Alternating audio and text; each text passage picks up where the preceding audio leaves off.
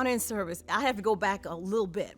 When I was about 8 years old, I was in the third grade, and President Kennedy had just been assassinated, and they were playing his inaugural speech. Ask not what your country can do for you, but what you can do for your country. And I remember telling myself, I'm only 8 years old. What can I do? But that was the time I decided to come into the military. That's the time I wanted to come into the Air Force. And as soon as I graduated high school, I went to college for a year, and my dad said, well, you got to get a job. And I said, okay. So I went to the recruiter and I signed up, and I said, bye, I'm leaving.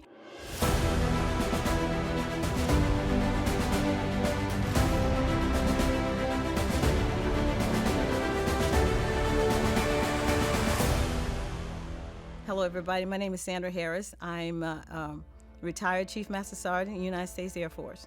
I enlisted in the Air Force in 1974, and I was assigned as an aircraft maintenance because at that time women had just been allowed to come into the Air Force as maintenance in maintenance career field. And I was stationed at Griffiss Air Force Base in New York.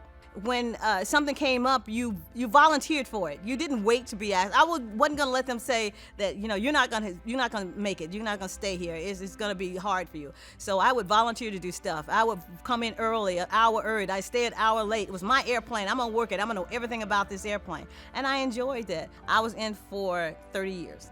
I enjoyed every bit of it. People thought I was crazy. While I was still in, I would always go to the chapel. That is one other thing that kept me grounded, is faith in God.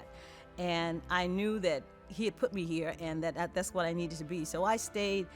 When I retired, I stayed with the chapel and what was going on, because I always said, I'm gonna be here as long as the airmen are here. They need to know that there's a service, there's a chapel, there's someplace they can go to get refreshed, something to know that they're not by themselves, they're not alone. I love my time at the community chapel because we're there for the airmen. We're there for what they need. One of the little young airmen comes in and he wants to call me grandma, and I says, no, I'm not your grandma. You can call me Chief Sandy Harris or Chief Harris or Chief Auntie or whatever, but don't call me grandma. I'm not your grandma. My grandkids don't even call me grandma. But I love singing. I was singing ever since I was my first church at home, and I sing in the chapel. I sang all over the valley at the Diamondbacks games, the Phoenix Coyotes, the Mercuries. I've always started off those areas singing the national anthem, and then singing in some churches here in the valley too.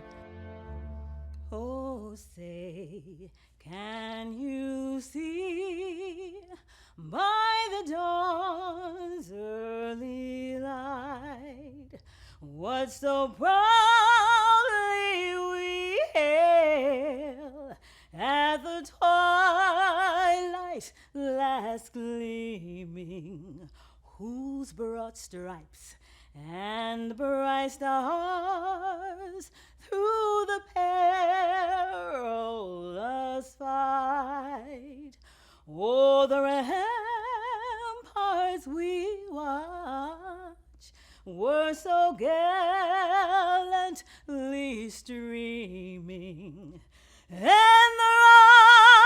rocket's red glare, the bombs bursting in air, gave proof through the night that our flag was still there. Oh, say doth that star-spangled banner